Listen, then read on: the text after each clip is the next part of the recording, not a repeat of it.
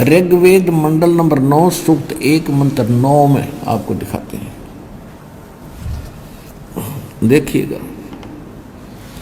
ऋग्वेद मंडल number 9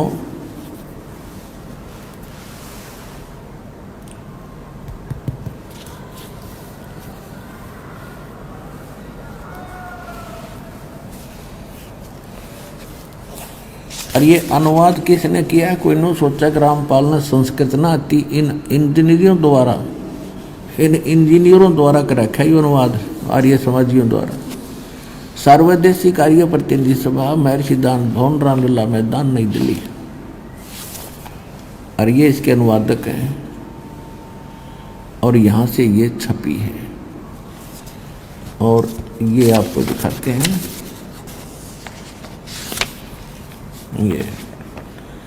ये है ऋग्वेद मंडल number 9 और सूक्त नंबर 1 और मंत्र नंबर 9। इसमें क्या किया है कि उस सोम माने सोम स्वभाव वाले श्रद्धालु पुरुष को शिशु, अब मूल संस्कृत में देखो, अभी इमम अधन्या उत्सरणती धेन्व शिशु, ये शिशु रूप धार कर जो प्रकट होता है परमात्मा, उस समय का जिक्र है। इन्होंने यहाँ क्या गड़बड़ कर दिया कि यहाँ कर दिया सोम स्वभाव वाले पुरुष, श्रद्धालु पुरुष को, और कुमार अवस्था में सब प्रकार से अधन्या अहिंसनीय कर दिया। धेनु माने गौवे, धेनु माने गौवे, और तृप्त करती हैं। इनको ज्ञान तो था नहीं, उआ बाई वह क्या करते। अभी अधन्य का होता है, जैसे हमारी देसी भाषा में हरियाणा में क्या कहा करते, जो गाय नए दूध ना हुई हो, पशु ने जो यानी सांड ने बैल ने टच ना करी हो, गर्भ ना धारण कराया हो, उसको कहा करते या बिना धनाई है, बिना धनाई अधन्या, अधन्या। और अभी अधन्या यानी कंवारी, ये कंवारी गायें उस परमात्मा के जो शिशु रूप धारण करके प्रकट होता है, इस वेद मंत्र का ये अर्थ है। शिशु रूप धार कर जो परमात्मा प्रकट होता है, उस समय उनके परवरिश की लीला कंवारी गायों के द्वारा होती है। यहाँ इन्होंने श्रद्धालु पुरुष उड़ा दिया। अब देखना इनकी पोल तक खुल रहेगी, चोर तुरावत तोमड़ी गड्ढे पानी में। अब देखिए, अब ये है ऋग्वेद मंडल नंबर 9 नवम मंडल और प्रथम सूक्त और प्रथम मंत्र देखते हैं। इसमें परमात्मा की महिमा चल रही है। सोम माने हे सोम स्वभाव परमात्मन, वहाँ पुरुष लिख के श्रद्धालु लिख दिया। ये एक मंत्र में है ना परमात्मा की महिमा। फिर 2 में देखो, अब 2 मंत्र में ये हे परमात्मा आप, फिर 3 मंत्र में हे परमात्मन है परमात्मा की महिमा, और 4 मंत्र में हे परमात्मा, और 5 मंत्र में हे परमात्मा, और फिर इस 6 मंत्र में हे परमात्मा। अब यहाँ आकर याद आ गई इनके, रत रहेगी तो दानत की छुरी फेल होगी, परमात्मा की महिमा राग गए, वो ऐसे ऐसे प्रकट हो रहा है।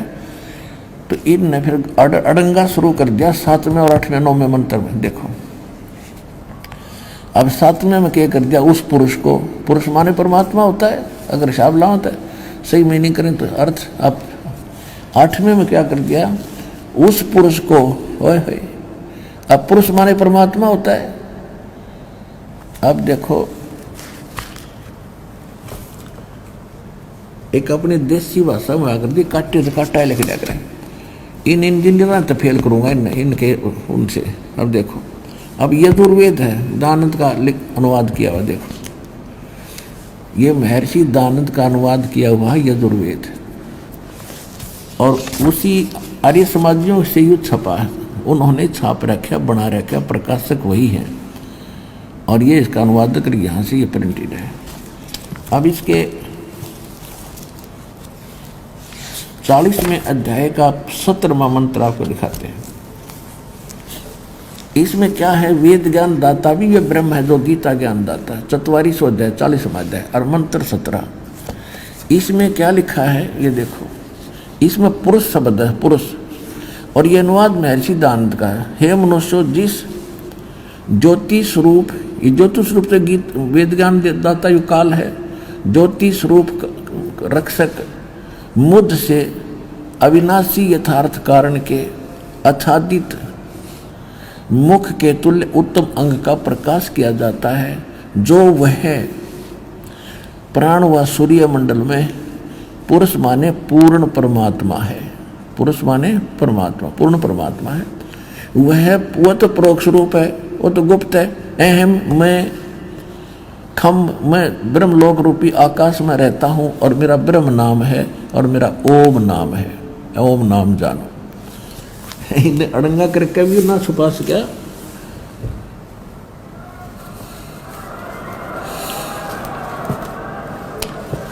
तो वहां पुरुष माने पूर्ण परमात्मा। तो यहां बातें हम ऋग्वेद उठा लिया, ऋग्वेद यजुर्वेद रख दिया। ये वही है जो इन्हें आर्य समाज के विद्वानों ने इसका अनुवाद कर रखा है, मैं ऋषि ने। ये वही है। अब इसके हम आपको फिर ले आते हैं। अब हम 9वें ऋग्वेद मंडल नंबर 9 सूक्त मंत्र 1 मंडल 1 का सूक्त 1 का मंत्र 8 पढ़ रहे थे। यहाँ बात अटकी थी। उस पुरुष को, उस पूर्ण परमात्मा को उग्र गतियां प्रेरणा करती हैं, यानी संसार में हाहाकार मच जाती है। उन परिस्थितियों के कारण फिर परमात्मा यहाँ स्वयं प्रकट होते हैं। उग्र गतियां प्रेरणा करती हैं और वह भासमान शरीर को, वो परमात्मा सुंदर शरीर को वह पुरुष प्राप्त होता है। ओए होए, सुंदर शरीर धारण करके वो यहाँ पर आता है। आगे देखो,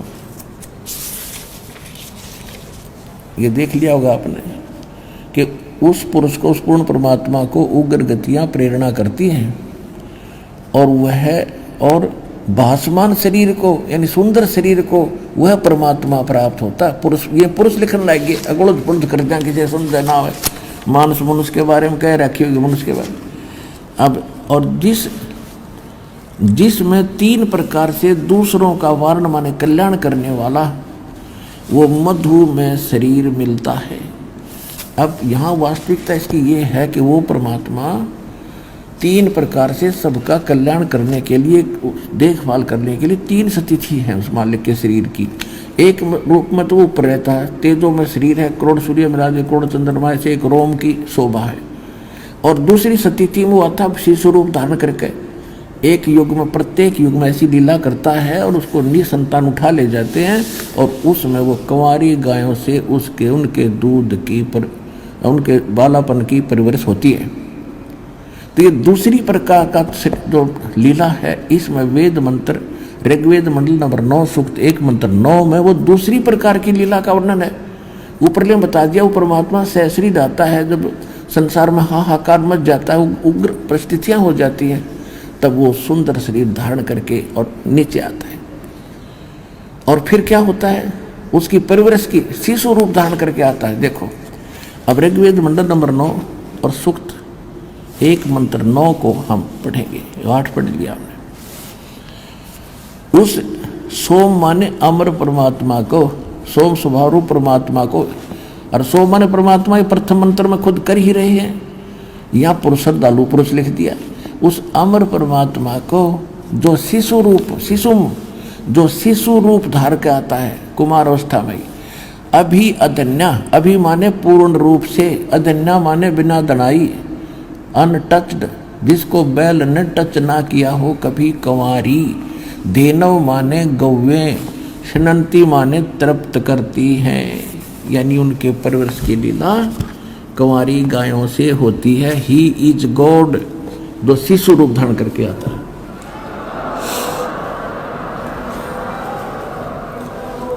अब आपको पवित्र कबीर सागर में 600 वर्ष पहले परमात्मा आए थे, लीला की थी और उस समय लिखी थी।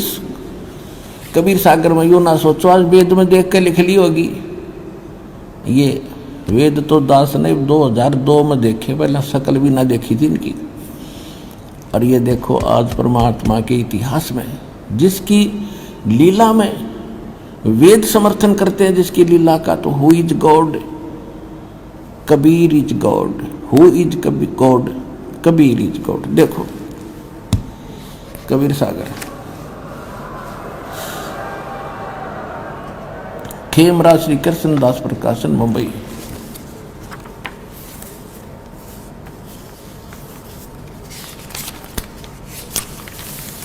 ये कहाँ से छपा है? कबीर पंथी भारत पथिक स्वामी युगलानंद विहारी द्वारा परिष्कृत, और ये यहाँ से छपा है। मुद्रक है, प्रकाशक है खेमराज श्री कृष्णदास, अध्यक्ष श्री वेंकटेश्वर प्रेस, खेमराज श्री कृष्णदास मार्ग, मुंबई। ठीक, अब हम आपके इसको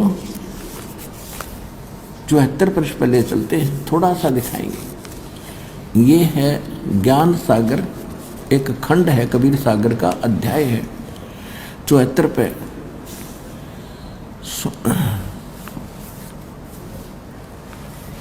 अब क्या बताते हैं? सुन जुल्हा तब मन भया आनंदा, ओए होए, कहते हैं सुन जुल्हा मन भयो आनंदा। जुल्हा ये सुनकर बड़ा खुश हुआ। जिमी चकोर पायो निश्चंदा। अब परमात्मा ने कहा था वाचा बनता पुनः मैं आयो और काल कष्ट में तोड़ मिटायो। परमात्मा ने कहा था कि मैं किसी पिछले वचनबद्ध होकर तेरे पास आया हूँ और तेरे को काल कष्ट से बचाया है मैंने। तो इस बात को सुनकर सुन जुल्हा मन भयो आनंदा, जिमी चकोर पायो दिशी चंदा। जैसे चकोर पक्षी को रात्रि में चांद दिख जा, उसकी तरफ से नजर नहीं हटती। ले सुत चले हर्ष मन की ना, पुत्र को लेकर घर आगे, अर्थासो पुन अस बोल ही दीना। अगला जन्म जब होई तुम्हारा, तुम्हें पठावे यम से न्यारा। परमात्मा ने कह दिया अगले जन्म में तेरे से मैं पार कर दूंगा। और सुत काशी को ले चले, लोग देखण ते आव, और अन्न पानी भखे नहीं, जुल्हा शोक मनाव। तब जुल्हा मन कीन तिवाना, जुल्हे ने मन में विचार किया, रामानंद सो कहा उत्पाना। रामानंद जी से जाकर इसकी जिक्र किया। मैं सुत पायो बड़ा गुणवंता, और कारण कौन बखे नहीं संता। हे संत जी क्या कारण है, ये खा नहीं रहा। रामानंद ध्यान तब धारा, जुल्हा सो तब ये वचन उचारा। पूर्व जन्म ते ब्राह्मण जाति, हर सेवा की नहीं भली भांति। कुछ तू सेवा हर की चूका, अर्थात भयो तेरा जुल्हो का रूपा। तो पिछले जन्म में ब्राह्मण था, जिस कारण से तेरी कोई गलती के कारण दुल्हा बन गया। और प्रीत प्रभु गही तोर लीना, अर्थात जंगल में उद्यान में सुत तो है दीना। तो क्या कहता दुल्हा? कहता हे प्रभु जस की नो तस पाया। मैंने कोई गलती करी तो मैं दानक बन गया, कोई बात नहीं। आर्त हो तो दर्शन आया, मैं संकट में तेरे पास आया हूँ, मेरे संकट का निवारण करो, मेरा बालक कुछ खावे। सो कहिए उपाय गुसाई, बालक अक्षुदावंत कुछ खाई। ऐसा कोई साधन बताओ, उपाय बताओ जिससे मेरा बालक कुछ खा ले। रामानंद अस उक्ति विचारो, तुम सुत कोई ज्ञानी अवतारो, कि तेरा ये पुत्र है कोई विद्वान पुरुष है, ब्राह्मण है।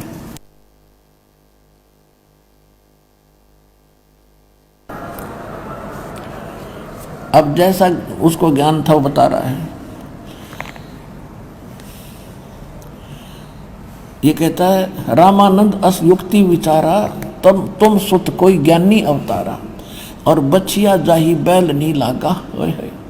जिस बछिया के आज तक बैल ने टच ना करा हो, कंवारी गायें सोले ठाड़ करो ते यागा, उसको लाकर उसके सामने खड़ी कर दो।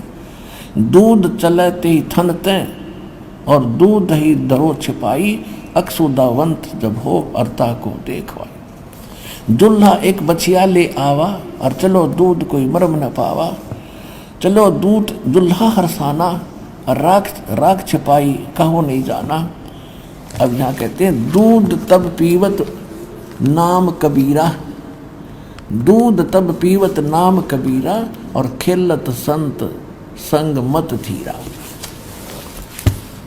अपनात्मा आदरणीय गरीब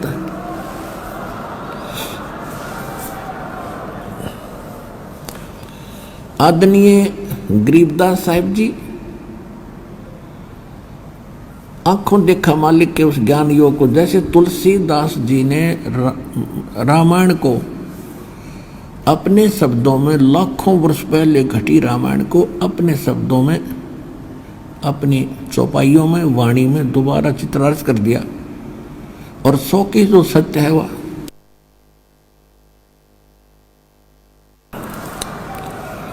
तो ये दिव्य दृष्टि होती है। और तुलसीदास जी जैसे वेद व्यास जी ने 18 पुराण और 4 वेद और श्रीमद् भगवत गीता, ये तो श्रीमद् भगवत गीता बोली गई थी युद्ध के दौरान और लिखी उसने बाद में, और एक एक वर्ड ज्यों का तो लिख दिया, क्योंकि शब्द का नाश नहीं होता, ये न्यू के न्यू रहते हैं। और ये प्रत्येक के जैसे कोड, जैसे एक यूट्यूब सिस्टम आप देख रहे हो, वो चाहे 1000 आदमी उसका कनेक्शन ले लें यूट्यूब का, सब देख सकते हैं उसमें, जिसका वो कनेक्शन ठीक हो।